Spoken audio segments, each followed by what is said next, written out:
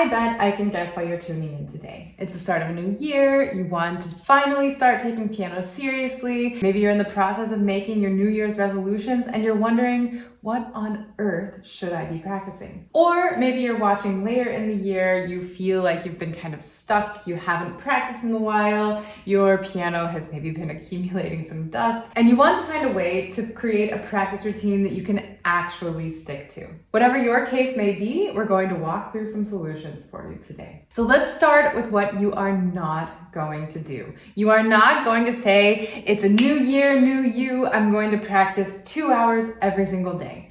If you haven't been practicing, or if you've been hit or miss, or if you've only been practicing 15 to 30 minutes a day, it is not realistic to think you're going to flip a switch, start practicing 2 hours every single day, and actually be able to stick to it for the long run. Repeat after me. This is not going to be one of those New Year's resolutions where you take on a bunch of things and you have all these lofty ideas and you stick to it for a day or two, or maybe even a week or two. But you get to the end of January, maybe mid-February, and then this is something that you've developed a lot of shame around because it's something you haven't stuck to. This is a practice plan that anyone can stick to, and I'm going to walk you through exactly how to do it. In case you haven't read the book Atomic Habits by James Clear, I would recommend checking that out as kind of an accompaniment to this video. He shares so much wisdom, he shares so many actionable things, and if you use his book in tandem with this video, then you're really going to have a strong 1-2 punch to start off the new year. This practice routine has 4 simple steps. And I have prepared an entire PDF resource for you, so it's linked in the description below. Be sure to download that. You can download it now and follow along as we work through this. You can also see the different sections that you're going to be able to work with and work on, or you can grab it once you finish and get to work charting out your practicing. If you want to see this plan in action, be sure to check back on Monday and I give you a full walkthrough of how this can look in your practice sessions. With all of that taken care of, let's get right to it. So our 4 steps. Step 1 is you are going to make a ritual out of your practicing. And what I mean by this is I want you to start every single practice session with exactly the same thing. Best case scenario, you're going to sit down and play something that you've already learned, that you know from memory, that you enjoy playing, and you don't have to think about playing. This should be something that's technically not too difficult. You haven't warmed up yet. This is part of your warm-up. And so it shouldn't be too demanding. It shouldn't be anything too fast or too crazy. But really the most important thing is it's something that you love to play. It's something that you really enjoy. And again, it's something that you don't have to think about too much. By doing this, you've set yourself up with a win. You have sat down at the piano, you have made music, and you're playing something that you really enjoy. Even if one day you're exhausted and you just don't have time, you don't have energy for steps 2 through 4, you can still count that day as a win. This should be something relatively short, max 2 minutes long, just because you're getting the juices flowing, you're getting into your creative zone, and it's just kind of this warm-up ritual. This is not the core of your practicing, it's just a quick win at the start that you can really enjoy. Then step 2, you are immediately going to start honing your skills. And there are 2 bonus points, 3 things that I want you to do in this section of your practicing. Again, this is a quick section. It's not going to take you a lot of time. This should again be 3 to maximum 5 minutes long. First, you're going to practice a scale with chords and arpeggio. Then you're going to sight read. And then third, if you have time and it's something that you're into and you want to work on, you're going to add 1 technical exercise or playing by ear or improvising. Again, for more specifics on how this will look in your practice routine, check out the video on Monday and you'll get a good idea of how that can look. So with these 2 steps, within less than 10 minutes of sitting down at the piano, you have made music that you love and you have made concrete progress on your skills. And which skills have you improved in this honing your skills section? Let's be really specific. Let's really clarify why this is so important. By practicing scales, chords, and arpeggios, you are getting familiar with harmony. You are getting familiar with the piano. You are getting familiar with how notes work together in order to build all of the music that we play. This is not necessarily on a conscious scale, but it is over time contributing to that harmonic knowledge that is so important. It's also developing your technique. You cannot play scales on a regular basis without developing this automaticity in your playing. Your fingers just start to know where to go on the piano, and that's also really powerful. Once you start practicing your scales hands together, it's also improving your coordination. Do not underestimate the value of playing scales hands together. It's an incredibly refined technical and coordination exercise. And if you're practicing your scales like I recommend, you're also going to be developing your sense of pulse. Again, check out that PDF, and I outlined several steps that you can take there so that you're getting the most out of your scales practice. Then from there, you're moving on to sight reading, which is of course improving your reading skills. And don't underestimate this step, because I have even had phases where I've been learning a lot of new music and I kind of thought, okay, I can substitute that for my sight reading. I don't have to practice sight reading because I'm reading music all the time.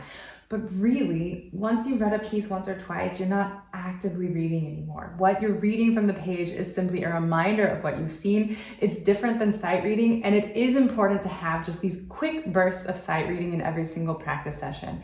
I do have some resources available on that. Send me an email, robin@pianowithrobin.com, and I'll get you hooked up with some things that you can work on so that you don't have to go hunting for sheet music to practice in every single session, because it's just about quick wins. It's just about finding materials that are matched well to your level, to your reading level, which is often very different than your playing level, and getting those consistent reps in. You just cannot replace this step. It's also going to be improving your rhythm. It's also going to be improving coordination and technique and so on. So it covers a lot of skills, the most obvious, of course, being your reading skills. And then for the third part of this step, playing by ear, I think, is an underestimated skill. If you have time, just make a list of a bunch of different songs you need and try to pick out the melody with one hand. It doesn't have to be anything fancy. You can really keep it simple.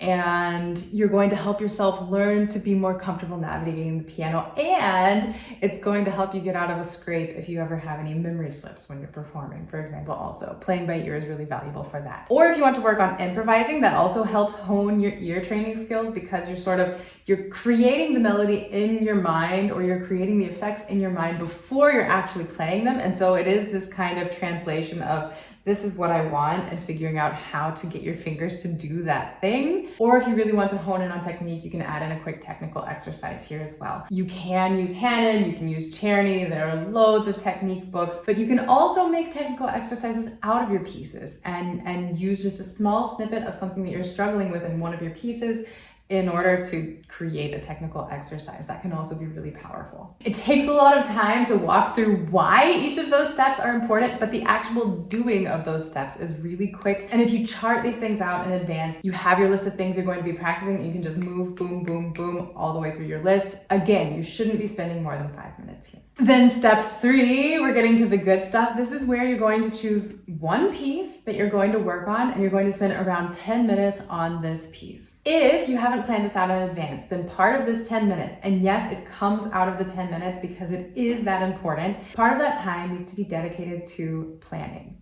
what you're going to practice, how you're going to do it, and how you're going to know that you accomplished what you set out to do. That third point is so key, because it's really easy to go to the piano and there's a lot of music and there's a lot to do. And if we don't have some sort of concrete, okay, I couldn't play this measure hands together before I sat down and now I can. Or, okay, yesterday I could only play these 4 measures at 60 beats per minute, but by the end of my session today, I'm able to play them at 80 beats per minute. Something like that, something very clear that you can point to and say, that I accomplished something, I got something done. Because again, it's this long, incredibly long drawn out process, learning even just a relatively small new piece. It's a lot of information, it's a lot of things to do, it's a lot of things to check off. And if you don't inform yourself of concrete wins, then you're not going to be sure if you actually made progress or not. And that's a very frustrating feeling, especially once you get to the point with the piece. Every piece hits a wall before we actually get to the mastery level. It's like we're making progress, making progress, making progress. And then we hit this point where we really feel like we've plateaued and just nothing is improving. It's such a common experience. It's so frustrating. It's one of the reasons that so many people quit before they finish a piece, because they get to this plateau stage and they don't find ways to work through it. And then sometimes we give up, and that's normal. It happens. It is really frustrating, but if you do this one small thing, and it can be a ridiculously small goal that you're setting, but you have to have something in every single practice session that you can point to and say, I didn't waste my time. Again, if you've been having trouble sticking to a practice routine, commit to 10 minutes there and try not to go over, at least for the first few weeks that you're developing this habit of going to the piano, sticking to a routine. Don't try to overdo it in the beginning. You can bump this up over time. You can start to add in a second piece that you're working on, and then once that's going really well, you can add in a third, but don't overdo this. Finally, you come to step 4, and this is also extremely important, so don't skip over it, even if you're short on time. I would rather, if you are short on time, you don't have as much time one day, I would prefer that you steal a little bit of time from step 3 and make sure that you make step 4 happen. Step 4 is review. You don't need to spend a lot of time here, but it is essential. So if you, for example, have said, I'm going to practice for 20 minutes every day, then based on the time that we've allotted for the other steps, you're going to have around 4 minutes left over for this section, and make sure that you really make this happen. So when I say review, you can go back over sections and pieces that you've been working on lately, not necessarily the one from step 3, or maybe it's a section of the same piece that you practiced in step 3 and you're reviewing a different section in this part. That's also fine. But really at the conclusion of this step, what I would love to see you do is just sit down and play something that you love. Very similar to step 1. It can even be the same piece. It doesn't matter if it's the same piece or if it's a different piece. But what does matter is that you wrap up your practice session with something that you love playing. There have been so many studies that have been done on this topic, and what researchers have found is that regardless of activity, whether it's playing the piano or going for a run or playing a basketball game or whatever the activity is, if you enjoy the end, then you're more likely to keep coming back. And you're more likely to look back on the process and say, yeah, I enjoyed that. Because they've looked at this from many different angles. They've tested what it's like when students start with something they enjoy and then save the hardest thing for last. And they've done the inverse, that you start with the hardest thing and you wrap up with something that you really enjoy. And there's this sandwiching method that we're applying. We're using step 1 is something you love and step 4 is also something you love. And the main thing that they find, the most important element, is that you have a positive experience at the end, because that colors your view and your interpretation of everything that came before that. Whether you were driving yourself crazy in step 3 with the part that you were working on, or whether you really had fun. Either way, looking back in retrospect, you're going to view that more positively. Always finish your practice sessions with a win, no matter what happened before that. I want you to tell me in the comments below what you're going to wrap up step 4 with. I'll be checking in on you and cheering you along. And that's it, that's the whole routine. Now, this may take some experimentation because you have to find a time that works well for you, and you might not find that right away. I'm going to rephrase that. You need to make a time that you can stick to. Time is very sneaky, it likes to hide, it won't be found if it doesn't want to be. You have to make the time. But not all time is created equal. Is there a perfect time that works for every single person? No. Are there times that work better for you? Yes. Will all of those work well for actually practicing and actually sitting down and doing it and not feeling like you have to rush off to the next thing? Probably not. So give yourself some grace while you experiment, play around with this. Set a time, try to stick to it for 1 to 2 weeks, and if you notice that it's just not working and that it's more a problem with the time itself than how you're practicing, because this is a really solid practice plan. So if you commit to it and you find a window of time that's going to work well for you, I promise you're going to be able to stick to this habit. Play around with the timing, play around with when you're going to practice, and once you find something that works really well for you, then stick to it. Don't try to change it every second day. Really do try to stick to it for a week or more before you say, no, this isn't working for me, but also be very honest with yourself and find the time that works for you. Again, be sure to download the planner that will walk you through each of these steps and help you write out your own practice plan. And if you want to start thinking more long-term, instead of just, this is my habit and I'm sticking to it, I have a workshop coming up on January the 11th. It is a live workshop via Zoom, and I am walking you through how to plan out your entire year of practicing. We're going to make long-term goals and discuss how to turn those into mid and short-term goals and how to use that to craft your perfect practice plan that will help you take the the principles that we've walked through in this video, but really know that exactly how you're practicing is moving you towards the pieces that you want to be playing by the end of this year. That's all linked in the description below as well. So if you're interested, don't wait. It's coming up just in a few short days. So make sure that you get signed up, and I hope to see you there. And as always, happy practicing. I'm currently training for a half marathon. My dad turned 70 last year, and I told him, you know what, this is the year we're gonna run a half marathon together. And so I've been getting ready for that. And I have a point, I promise.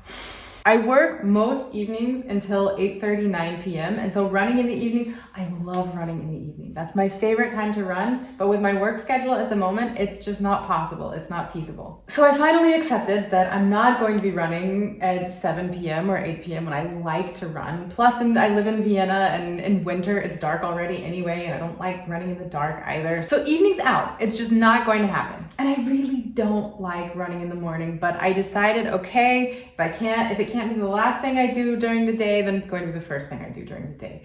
And how well do you think that went for me? Again, I live in Vienna, Austria. The sun rises at around 8 a.m. in the winter. And really, most of the winter days are just varying shades of gray anyway.